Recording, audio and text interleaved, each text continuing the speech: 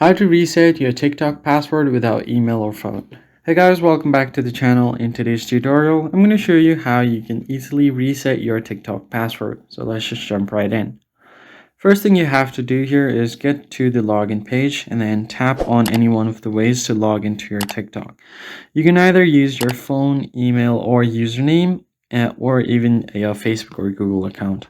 I can just go to use phone/email. It'll ask you for your phone number, but if you don't want to log in with phone number, you can do username. Enter your username or email. So I'll just go ahead and quickly enter my email, tap on continue.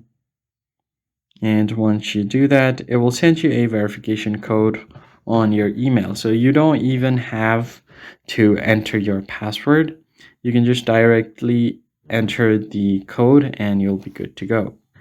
Now, in case you enter your username instead, you'll be asked to enter your password. And if you forgot your password, you can tap on Need Help Logging In. And then here you can either reset your password with phone or email or even your account. I can just tap on Recover Your Account. And then it will take me to a different page. So you can either enter your account. So you can search for your account here.